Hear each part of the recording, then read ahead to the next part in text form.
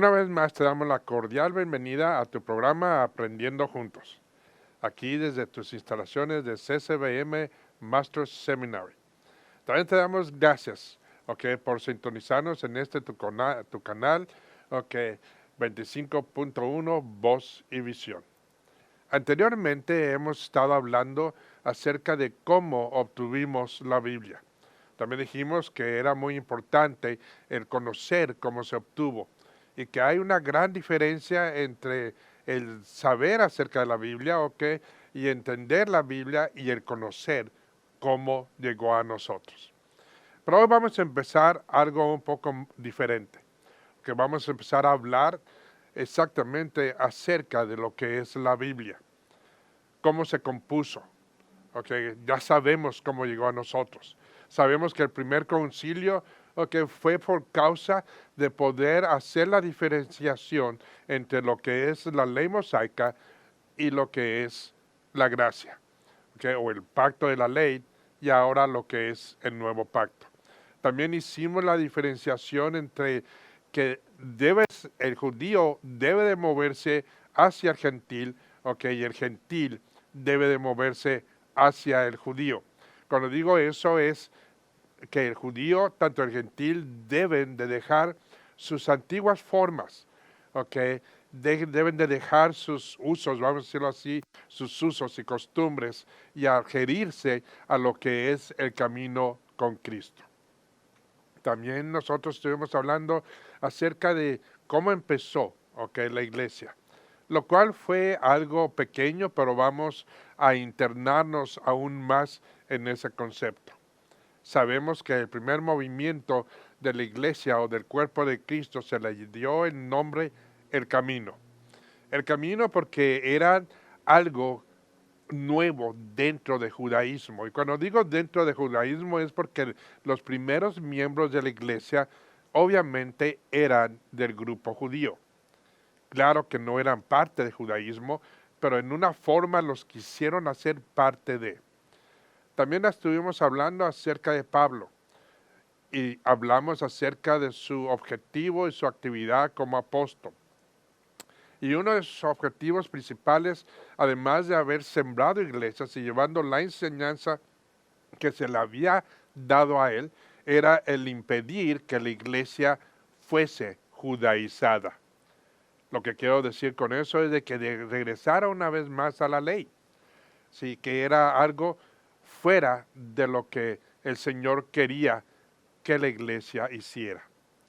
Pero ahora vamos a hablar acerca de lo que es la Biblia en sí.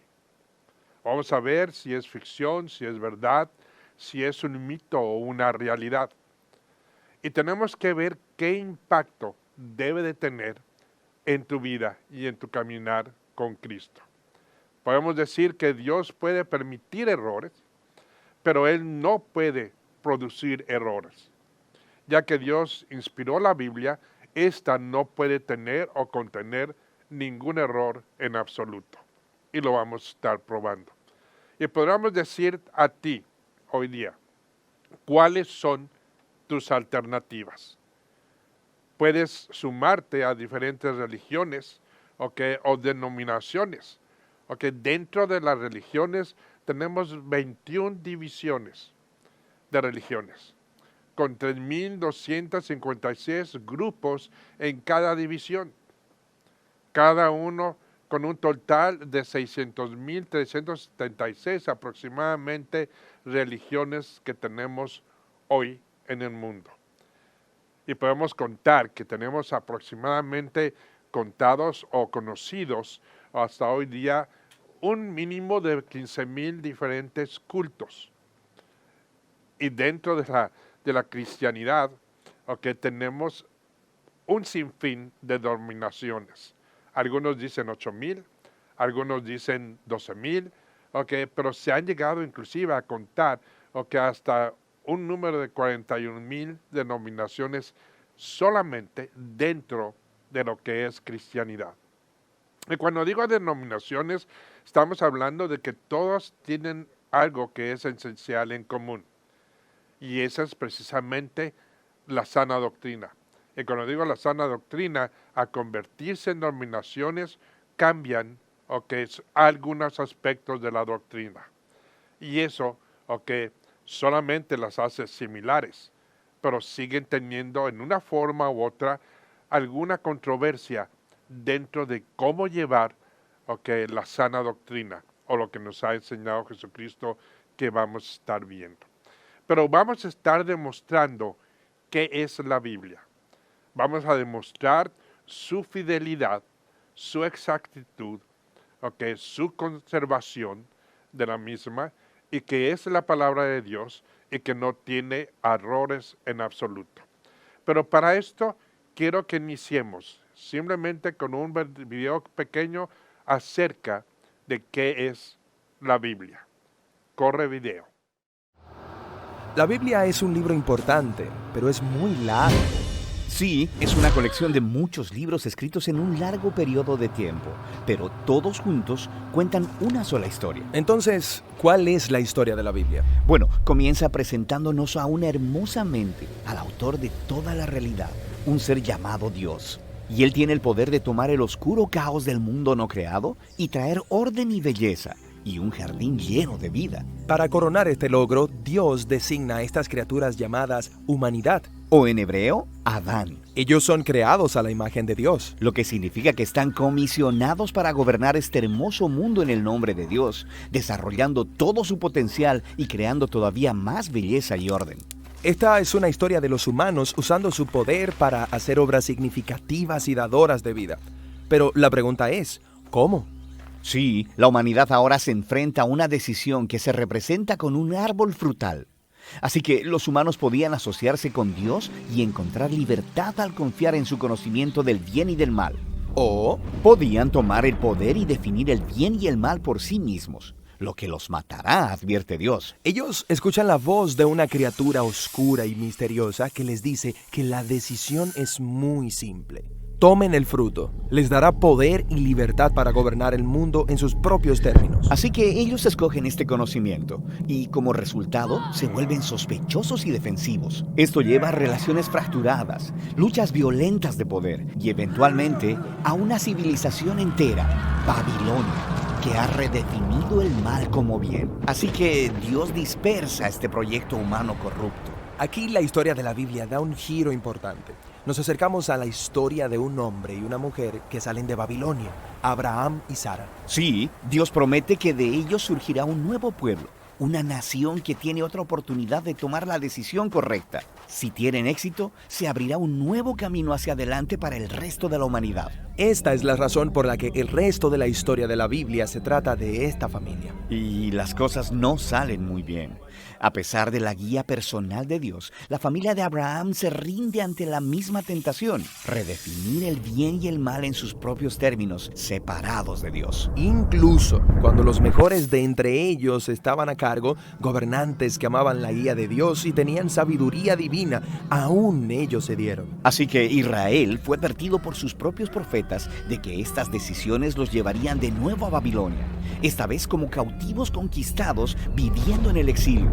Esto es exactamente lo que sucedió. Así que, incluso con la guía personal de Dios, Israel falla. ¿Quién podría lograrlo? Bueno, los profetas dicen que la historia no ha terminado.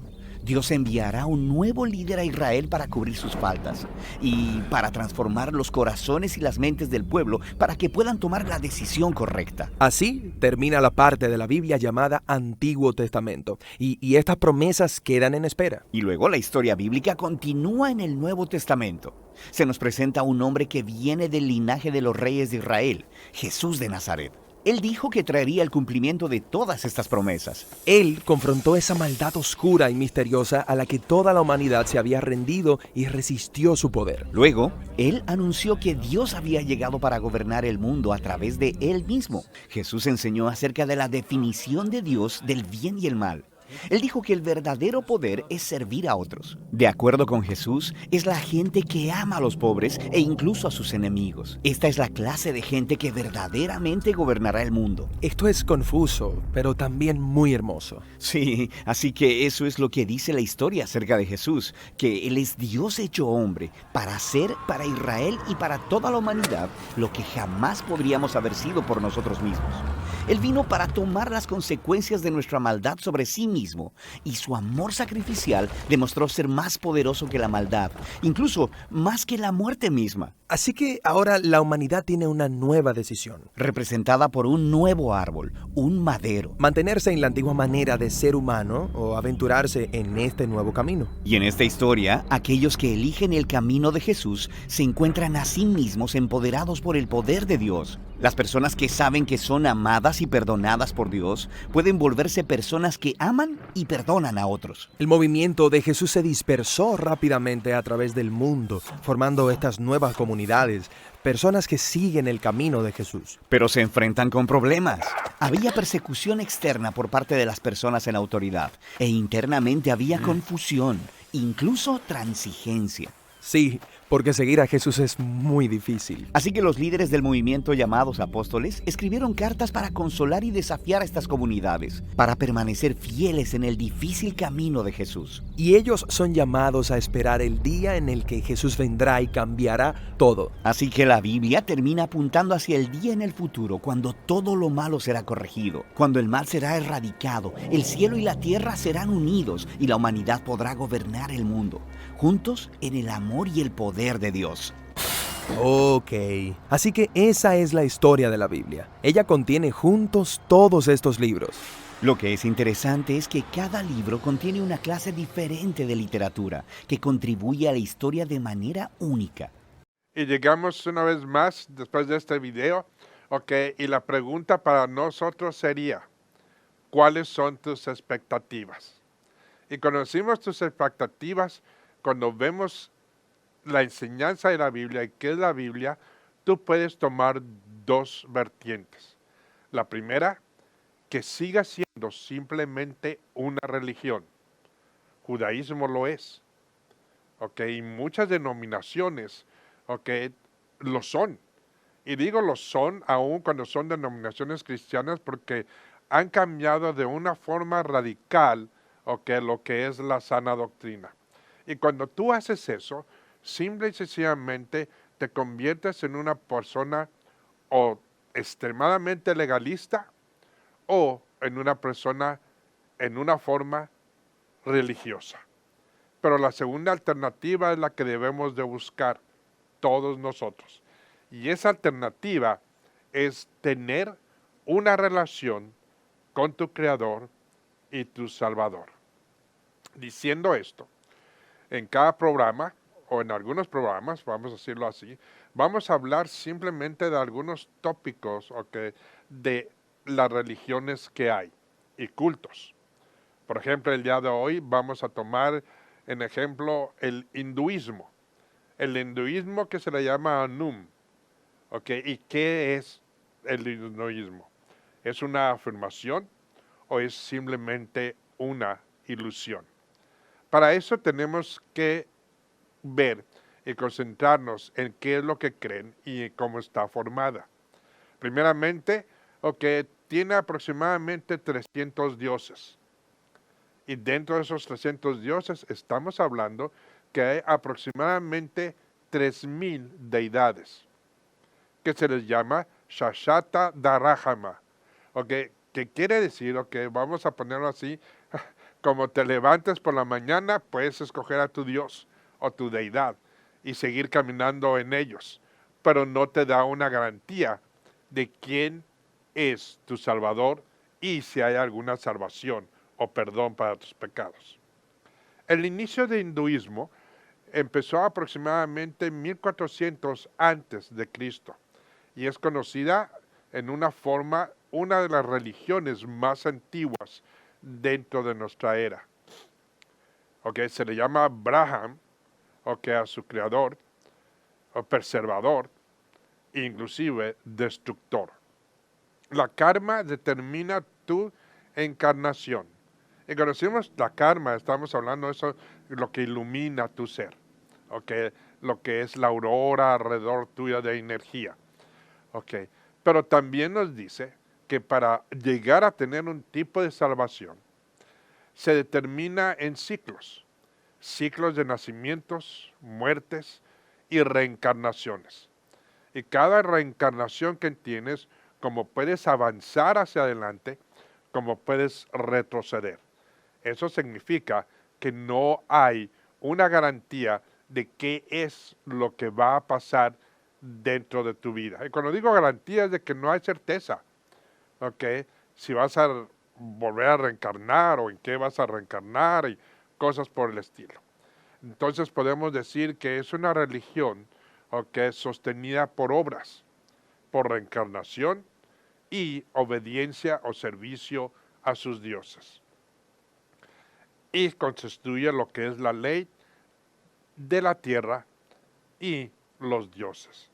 Inclusive podemos ver que hay templos dentro de la India en la que se les dan homenaje a las ratas, por ejemplo. ¿Ok? O simplemente, otro ejemplo, los bueyes, las vacas son sagrados. No los puedes matar, no los puedes comer, pero sí les tienes que llevar comida y los tienes que, puedes decirlo así, honrar. Diciendo eso, vamos a regresar a lo que es la Biblia y cristianidad. ¿Ok? Dios te guarda de todo mal. Él guarda tu alma en todo momento. Dios guarda tu salida y tu entrada, desde ahora y para siempre. Algo muy diferente a otras o a todas las religiones. Y eso es una afirmación dentro de tu salvación y tu relación con Cristo. Pero tienes que tomar en cuenta de que si no hay una relación, esta promesa no está activa para ti. Inclusive, es una promesa dada también a Israel. Con otras circunstancias, siendo un pueblo de Israel, no significa que tienen una salvación como tal, pero sí tienen la primicia de haber conocido o tener las escrituras hebreas, las cuales hablan precisamente del Mesías y el Salvador. Y podemos decir que la palabra de Dios afirma todo esto.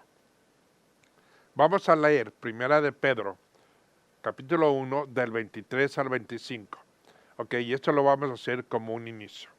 Y dice así: pues habéis nacido de nuevo, no de una simiente corruptible, sino de una que es incorruptible, y es decir, mediante la palabra de Dios que vive y permanece. Porque toda carne es como la hierba, y toda su gloria como la flor de la hierba. Sácase la hierba, se sacará la hierba, caese la flor, mas la palabra del Señor permanece para siempre. Y esta es la palabra que fue predicada. Lo que está diciendo aquí Pedro es muy sencillo. Dos cosas. Simplemente, sin internarnos mucho en la palabra. Una, que la palabra de Dios vive y permanece por siempre y para siempre. No cambia, es la misma. Y la otra, que la palabra del Señor, una vez más, permanece. Todo lo demás puede pasar, todo lo demás se puede secar, pero la palabra de Dios seguirá viva y efectiva. Cuando decimos eso, tenemos que pensar ahora en la Biblia. Un libro, ¿sí?, que fue unido, como lo dijimos anteriormente, de muchas cartas, y escritos. Para ser exactos, 66 de ellos. Pero la pregunta sería, ¿cuál es la inerrancia bíblica? La inerrancia bíblica nos afirma que la Biblia no contiene errores. ¿Qué estamos diciendo? Que la Biblia no puede tener errores. Y lo dijimos al principio, Dios permite que cometas tú y yo errores. ¿Por qué? Porque seguimos siendo pecadores. Pero Dios no produce, ¿ok? E es incapaz de tener un error. Y eso también se indica para su palabra. Ok, la otra parte podemos decir, la doctrina de la inerrancia bíblica es extremadamente importante para nuestro estudio, porque la verdad sí importa. Este hecho se refleja en el carácter de Dios y es fundamental para nuestro entendimiento de todo lo que enseña la Biblia. Lo que estamos diciendo es de que tenemos que estar seguros de creer, ¿ok? Y tener una convicción de que la Biblia no tiene errores. No es buscarle errores, no es tratar de razonarla, pero lo que vamos a hacer es simple y sencillamente verla en su estado divino, ¿ok? Como dicen muchos, blanco y negro, sin ponerle ni quitarle. Su importancia de la Biblia. Vivimos días en los que hay una tendencia a encoger los hombros, ¿ok? Cuando se nos confronta con el error. ¿Qué es lo que quiero decir? ¿Ok? Que muchas veces tú y yo, cuando nos confrontan con un error, ¿ok? De nuestra parte, nosotros tratamos de esquivarlo, ¿ok? Encogemos nuestros hombros, ¿ok? Y decimos, no es mi culpa, etcétera, etcétera, etcétera. Lo que estamos diciendo aquí, si la palabra de Dios apunta a un error dentro de tu vida, tu caminar o comportamiento o X, ¿ok? Tenemos que aceptarlo.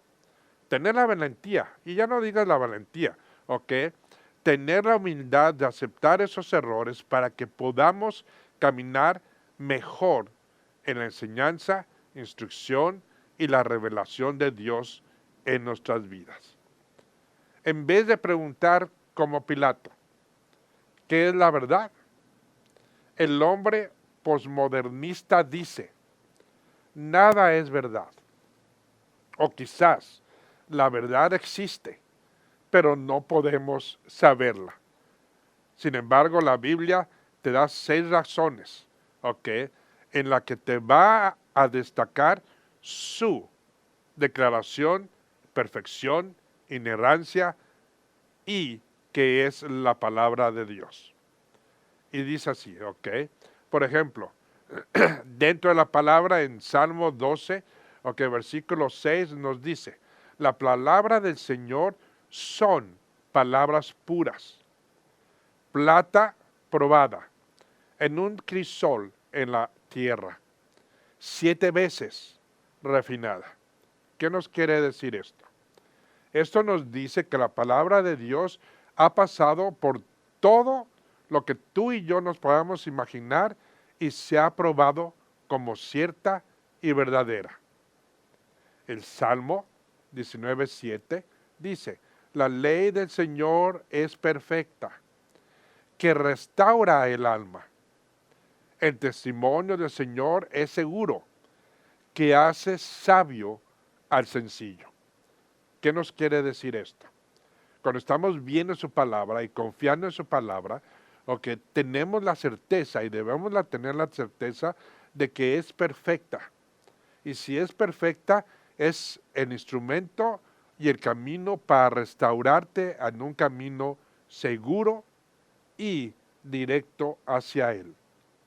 El otro es de que el mismo Dios, okay, nos da testimonio de su seguridad como Dios, de su infalibilidad y su soberanía.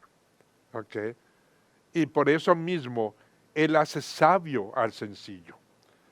Cuando decimos hace sabio al sencillo, es de que tú tomas su palabra, no la razonas o quieres hacerte más santo. Porque santidad no depende en cómo camines. Santidad depende en quién murió por ti y quién te da esa santidad. Pero sigamos adelante. Otra de las escrituras nos dice en Proverbios 30, versículo 5.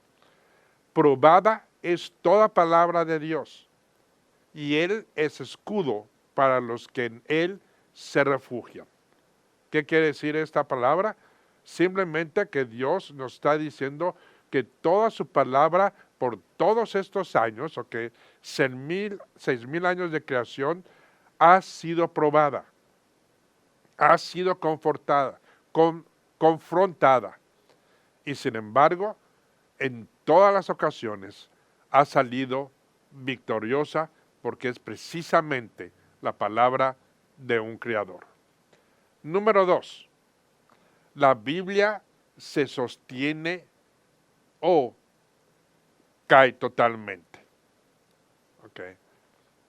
Para eso tenemos que ver, por ejemplo, cuando decimos que la Biblia se sostiene o cae totalmente, es porque muchos tratan de buscar y encontrar errores dentro de la Biblia. Para darte un ejemplo, el conflicto en Génesis entre capítulo 1 y 2. El problema de Génesis en el capítulo 1 y 2 es de que todos vemos a Génesis como si estuviéramos viendo simple y sencillamente la creación. Pero debemos también de recordar y examinar quiénes eran, los que estaban recibiendo esa palabra. ¿Cuál era la situación que se estaba viviendo? ¿Por qué se había escrito? ¿Y cuál era la recepción de esa palabra? ¿Y qué es lo que nos quería enseñar? Pero en forma y en tiempos, vamos a estar estudiando eso. Ahorita simplemente diríamos, que la Biblia de Génesis 1, del 11 al 12, declara que la vegetación fue creada en el tercer día. Escucha esto. Entonces dijo Dios: produzcase la tierra y vegetación, y hierba que den semilla, y árboles frutales que den su fruto, con su semilla sobre la tierra, según su especie. Y así fue en el tercer día. Y se produjo la tierra vegetación, hierbas que dan semilla según su especie, y árboles que dan su fruto con semilla según su especie. Y Dios vio que era bueno. Esta escritura, en este primer capítulo, nos está enseñando simplemente qué es lo que sucedió durante los primeros 6 días de creación.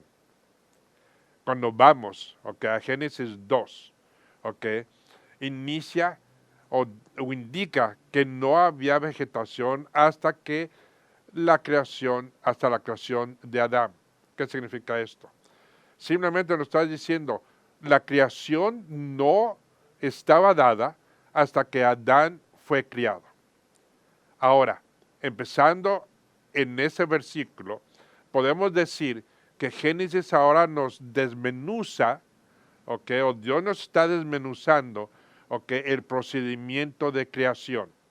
Primero nos dijo en qué día y cómo fueron creadas las cosas. Ahora nos va a decir cuál fue la sistematología que se dio para esta creación, lo cual lo separa del capítulo 1. Y cuando digo lo separa, no es de que sea algo distinto, pero es algo que nos enseña en otra forma qué es lo que pasó dentro de la creación.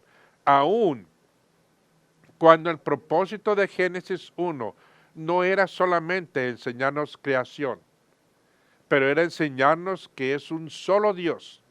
Y más adelante vamos a ver eso.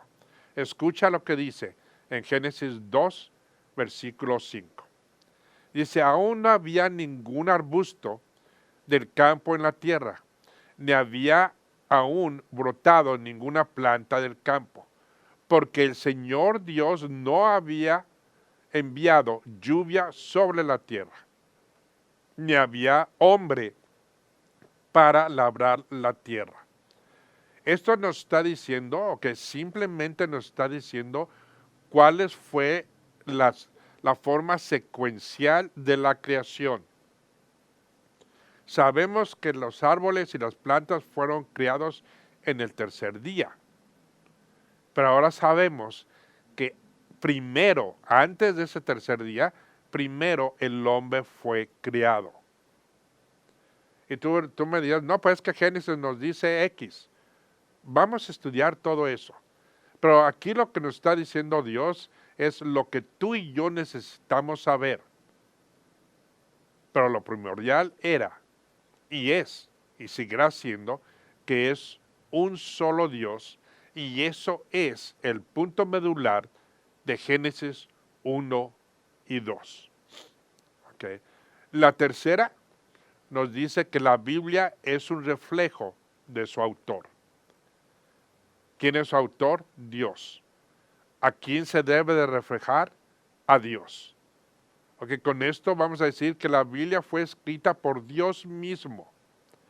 Aunque decimos que fue inspirada, sí lo fue, pero fue inspirada por Dios e instruida su escritura por Dios. Sí. Entonces diríamos esto, la Biblia fue escrita por Dios mismo, al obrar a través de los autores humanos mediante un proceso llamado inspiración. ¿Qué significa esto? 1. Dios la inspiró. Dios la explicó, Dios la dio. Y Él usó hombres como tú y yo para escribir su palabra. Pero recuerda, cada uno de ellos fue guiado en qué deberían de escribir y qué no deberían de escribir. Que eso es más extraordinario, porque eso va a probar que la palabra de Dios es exacta, veraz, verdadera, concisa y autoritativa. Okay. 2, que Él respetó la forma de escritura de cada uno de sus escritores. Lo que quiero decir es de que Él respetó la forma intelectual y de pensar de Isaías, como respetó la forma intelectual de Pablo. Les dio oportunidad de ellos no poner sus 5 sentidos en ella, pero les dio oportunidad de expresarla como ellos sentían, en su momento y en el tiempo en el que estaban viviendo, que la palabra tenía que ser expresada. Fíjate lo que dice en 2 de Timoteo 3:16. Esta escritura es inspirada por Dios y útil para enseñar, para reprender, para corregir, para instruir en justicia. ¿Qué nos quiere decir esta instrucción? Pablo, escribiéndole a Timoteo, le está diciendo a él, puedes oír cualquier otra versión que tú quieras, pero recuerda esto, lo que tú escuchaste, lo que es la sana doctrina, es la palabra que fue inspirada por Dios.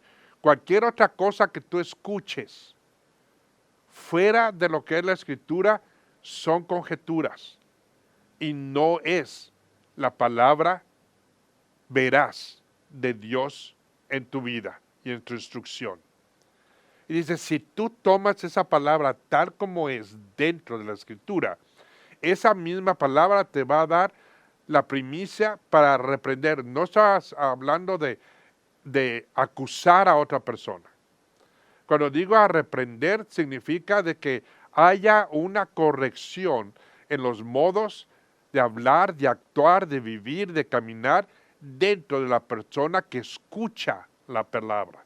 No te está dando permiso para que vayas por toda la calle reprendiendo gente y acusando gente y diciéndole a la gente que se va a ir al infierno. Pero simplemente está diciendo, mientras tú mantengas la sana doctrina y prediques el evangelio como tal, Él va a hacer la corrección. ¿Sí? Por eso dice, es buena para reprender, para corregir y para instruir en justicia. Cuando hablamos de instruir en justicia, no estamos hablando de un sistema legalismo o de legalistas. Estamos hablando dentro de la justicia de Dios, cómo recibes su amor, su perdón, cómo recibes su corrección, cómo recibes la salvación que Él mandó a través de Cristo. Que eso es primordial para todos nosotros. Entonces, la sistematología que va a usar la palabra de Dios inspirada va a ser de que va a reprender, va a corregir y va a dar instrucción, no separados. No te va a instruir sin corregirte, ¿ok? No te va a corregir sin reprender o hacerte ver lo que está equivocado. La palabra en segundo de Pedro, ¿ok? En el capítulo 1, en el versículo 20 al 21, nos dice lo siguiente. Pero ante todo sepan esto, y eso es muy importante, que ninguna profecía de las Escrituras es asunto de interpretación personal, pues ninguna profecía fue dada jamás por un acto de voluntad humana, sino que hombres inspirados por el Espíritu Santo hablaron de parte de Dios. ¿Qué significa esto? Okay. 1. La palabra del Señor, es no algo de interpretación personal. Porque ni tú ni yo debemos en una forma interpretarla. Cuando decimos interpretarla es cambiarla o razonarla.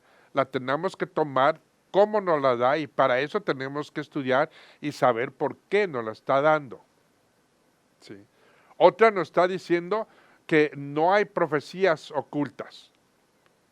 Tú me podrías decir, bueno, es que Pedro también nos dice que, o Pablo, perdón, que nos dice que los misterios.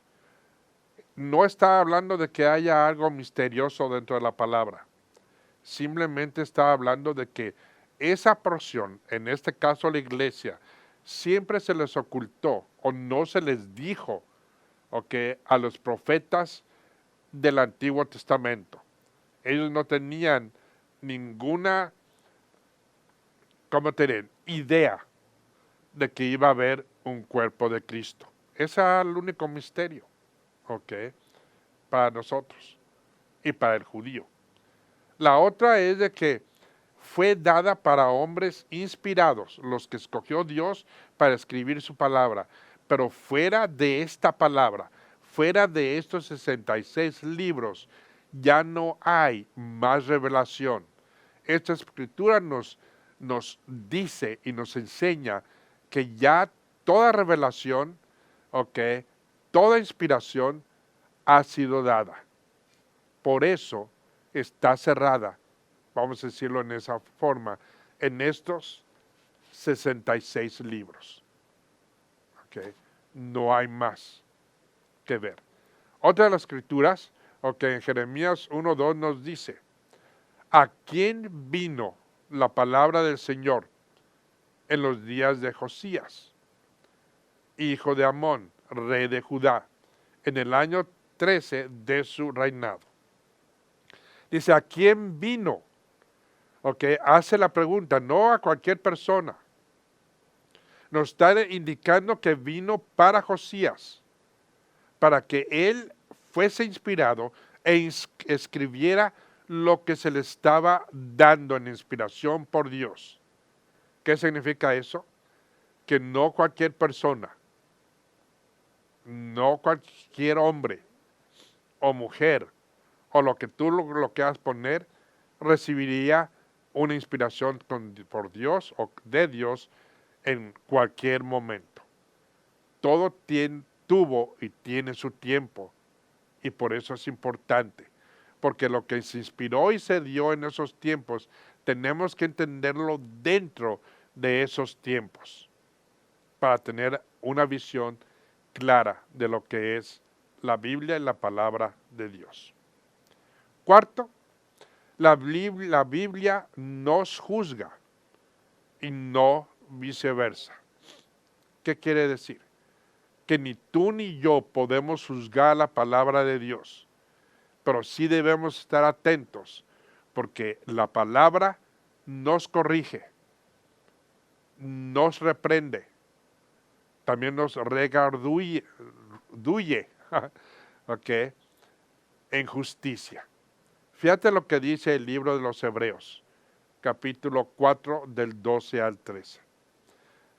Dice, porque la palabra de Dios es viva y eficaz, y más cortante que cualquier espada de dos filos.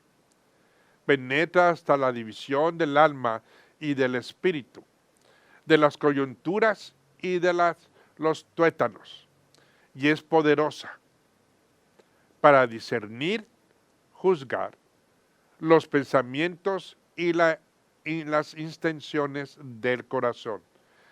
Para discernir, juzgar los pensamientos y las intenciones del corazón. No hay cosa creada oculta a su vista, sino que todas las cosas están descubiertas y desnudas ante los ojos de aquel a quien tenemos que dar cuenta. ¿A quién le tenemos que dar cuenta? Es a Dios, no Dios a nosotros. ¿Qué nos dice aquí? Dice que la palabra es poderosa y es la que discierne y juzga nuestros pensamientos y las intenciones del corazón. Para que entendamos esta escritura, solo va a hacer esta explicación corta. El libro de los Hebreos se escribió a aquellos judíos que ya conocían a Cristo y que estaban viendo ellos en una forma, una persecución que venía hacia ellos. Estamos hablando cerca del año 70, cuando fue la destrucción del templo. ¿Y qué es lo que lo que estaba pasando? Es de que ellos mismos estaban pensando, bueno, si yo me uno a los judíos como judío y dejo de proclamar a Cristo como mi Mesías por este momento, por este tiempo, voy a tener una protección que no tendría si declaro a Jesucristo. Su pregunta es, ¿será válido que haga eso? ¿Puedo regresar al judaísmo por este tiempo y cuando todo se tranquilice regresar a lo que es mi Mesías, caminar en cristianidad? La respuesta la puedes ver en este versículo. Y es no lo puedes hacer. Cuando tú aceptas a Cristo, cuando es verdadero tu compromiso con Dios, no hay vuelta atrás, o no debe de haber vuelta atrás. Lo que le estaba diciendo es, si lo haces, la misma palabra va a cortar tu alma. Cuando decimos cortar tu alma, es de que va a reprender esa acción y te va a decir o a dar a conocer a ti mismo que no eras salvo desde el principio. Es algo fuerte, pero es algo cierto. O lo eres o no lo eres. Pero no es de que lo seas y de repente te vayas y lo dejes. Porque el que te sostiene es la mano de Dios. Y es imposible que te apartes de ella cuando tu salvación es verdadera. Otra palabra nos dice, al contrario, ¿quién eres tú, oh hombre, que le contestes a Dios? En Romanos 9:20. ¿Dirá acaso el objeto moldeado al que lo moldea, ¿por qué me hiciste así? Es muy sencilla de entender. Una vez más, cuando tú recibes a Cristo, o lo recibes y lo eres y lo caminas, o no lo eres y nunca lo has sido. ¿Por qué? Porque tú no puedes confrontar a tu Creador. Sin embargo, tu Creador es el que te confronta a ti en tu caminar. La quinta, el mensaje de la Biblia debe ser tomado como un todo. No es parcial. Aquí no tenemos parcialidades. No es, muchas veces has escuchado en la escritura o en la iglesia, bueno, es que esto era en ese tiempo, pero hoy día no necesitamos hacer eso. No. ¿O has escuchado o qué dentro de la iglesia? Bueno, pues es que eso era para ellos cuando en ese tiempo estaban ellos allá, pero hoy día es diferente. No. ¿Por qué decimos eso? Porque la palabra nunca cambia y siempre será la misma. Fíjate lo que dice Salmo 119, versículo 89. Dice, lamed para siempre, oh Señor. Tu palabra está firme en los cielos. Tu palabra es para siempre. Desde el día 1, déjame ponerlo así, desde el primer milisegundo, del segundo milésimo de segundo de la creación, del inicio de la creación, hasta hoy día, en el 2021, y hasta el día que regresemos con Cristo y que estemos con Él por siempre, para siempre, su palabra va a estar y va a seguir siendo eficaz para todo momento. Sí. 6. La Biblia es nuestra única norma para la fe y la práctica. La palabra del Señor es la única norma que debemos de seguir. No hay que yo interpreté esto y que yo hice comentario de esto y que un ángel me trajo unas tablas y que X persona me dijo o que tuvo una revelación ayer en la noche y Dios me dijo no.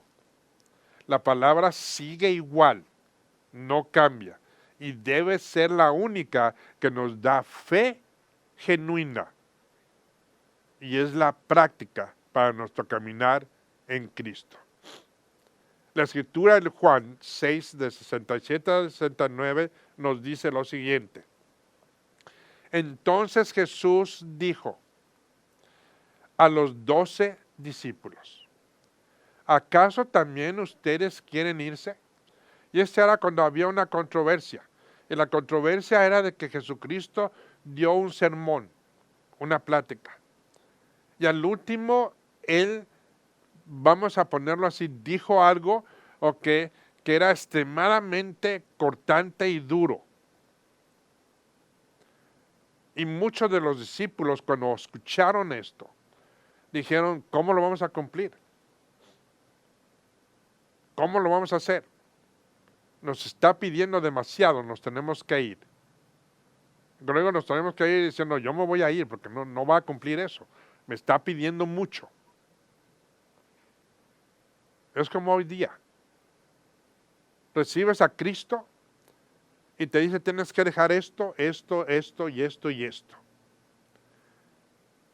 Y antes de recibirlo, tú te pones a razonar o a pensar y dices, híjole, es que no lo quiero dejar, me está pidiendo demasiado, mejor me espero. Okay. Pero fíjate lo que dice. Dice, ¿acaso también ustedes quieren irse? Simón Pedro le respondió, Señor, ¿a quién iremos? Y es lo mismo que tú y yo debemos de pensar cuando tenemos ese pensamiento o aquellos que no han aceptado a Cristo que dicen, bueno, me voy a esperar. La pregunta es, si no estás en Cristo, ¿a dónde debes de ir? ¿O a quién vas a ir en tus problemas? Porque si no lo aceptas, no puedes ir a Dios. Sí, porque Dios te escuchará, pero no responderá si no estás en Cristo. Sí. Dice, ¿a quién iremos? Tú tienes palabra de vida eterna. Y nosotros hemos creído y sabemos que tú eres el Santo de Dios. Pedro está haciendo una afirmación y dice, no vamos a ningún lado. ¿Por qué? Porque sabemos que tú eres el Mesías. el Hijo de Dios. No vio qué es lo que tenía que hacer o qué tan imposible o qué tan duro era. Simplemente él vio que al fijar su fe y su compromiso en Cristo, él podía hacer todo. Vamos a decir esto. Nada de lo que hemos pensado aquí debe ser tomado como un rechazo al estudio verdadero.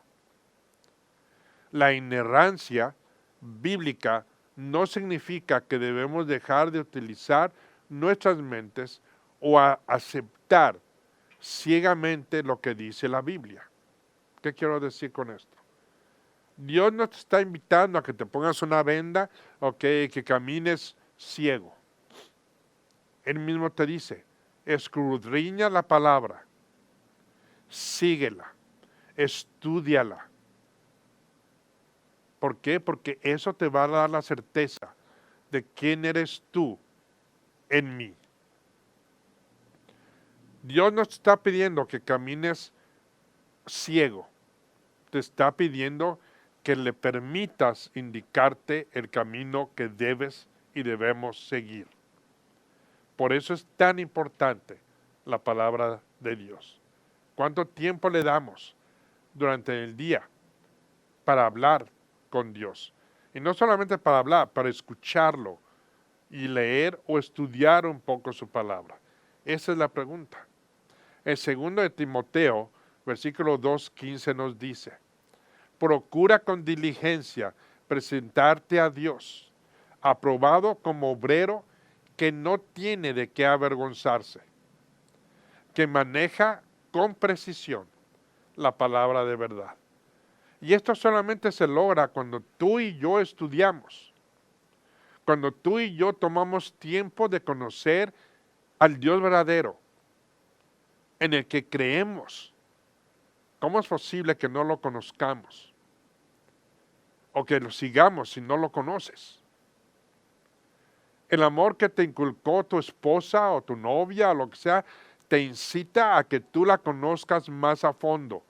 Que sepas qué color le gusta, qué comida le gusta, cómo le gusta vestir, a qué lugares le gusta ir, cómo le gusta que tú la trates, etcétera. O lo trates. Sí. Es lo mismo con Dios. No cambia. Es algo natural. Por eso nos dice, procura con diligencia presentarte a Dios aprobado. No significa que seas un santo, o que más de lo que eres cuando eres en Cristo, o que seas un genio o un erudito en la palabra. Simplemente significa, quiero aprender de ti. Eso es aprobado por Dios. Quiero seguir tu instrucción. Quiero mostrar mi compromiso contigo. Eso es lo que esta escritura nos dice. Cuando dice, como un obrero que no tiene que avergonzarse, significa es de que tú no te avergüenzas en qué es lo que Dios te está pidiendo que hagas y cómo lo hagas. Que no te avergüenzas de ser quien eres. Tú eres hijo de Dios. Y eso no debería de traer vergüenza a tu caminar. Y cuando dice que maneja con precisión la palabra de verdad, simple y sencillamente significa que tú aceptas lo que es la sana doctrina y no la tratas de cambiar o de razonar, pero la tratas de inculcar y de presentar en tu forma de caminar. En Hechos capítulo 17, 11 nos dice, estos eran más nobles que los de Tesalónica, pues recibieron la palabra con toda solicitud, escudriñando diariamente las escrituras para ver si estas cosas eran así. Con ese escudriñando las escrituras, que las tomaron y que la recibieron la palabra con solitud, significa es de que la honraron, la estudiaron, la escudriñaron para asesorarse, que se asesoraran o que fueran ciertos en ellos mismos, ¿ok?, de que la palabra era verdadera. Sí. No la diluyeron con agua ni nada por el estilo, sino que simple y sencillamente la aceptaron y se percataron de que era lo que Dios le había dado a esos hombres para escribir. Sí. Dice, nuestra meta es aproximarnos reverentemente y en oración a la Escritura, y cuando encontremos algo que no entendemos, oremos más intensamente, estudiemos más. Y si aún así no elude la respuesta o no tenemos la respuesta, entonces debemos reconocer humildemente nuestras propias limitaciones ante la perfecta palabra de Dios. Y eso nos dará la respuesta de lo que estamos buscando. Porque Dios se encargará por medio de su Espíritu que tú tengas un entendimiento plano. Pero si pensamos que somos más y queremos demostrar un conocimiento que no tenemos simplemente para que la gente nos reconozca, cada vez vamos a caer en más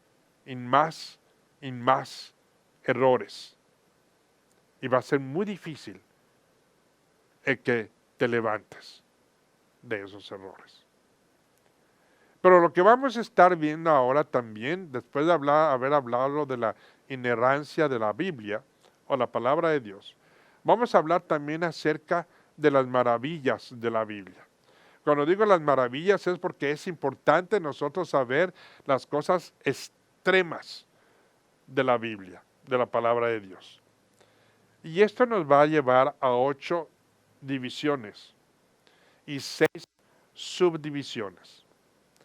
Cuando hablamos de estas 8 divisiones y subdivisiones, estamos hablando de que nos vamos a internar en cómo fue compuesta, cómo fue hecha, qué es lo que nos da y nos debe de maravillar de la palabra de Dios, que nos da certeza de lo que es, quién es, cómo trabaja, cómo piensa, cómo se mueve Dios en nosotros. Y fíjate que dije nosotros, no entre nosotros, porque ahora Él mora en ti por medio de su Espíritu. Entonces esperemos la próxima clase en la que vamos a internarnos y vamos a ver más acerca de la Biblia. Antes de que nos vayamos y nos internemos en cada uno de los evangelios y cada una de las cartas que vamos a estar explicando y vamos tú y yo juntos a estudiar.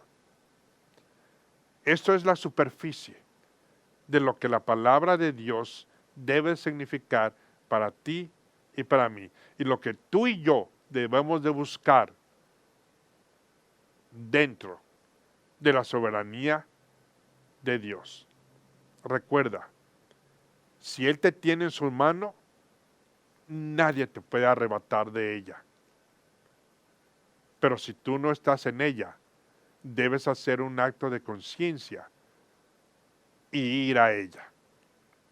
Con esto me despido. Y hasta pronto nos veremos para estudiar las maravillas de la Biblia. Dios me los bendiga y me los guarde, nos fortalezca y les dé victoria en su caminar con Cristo. Bendiciones. Bye bye.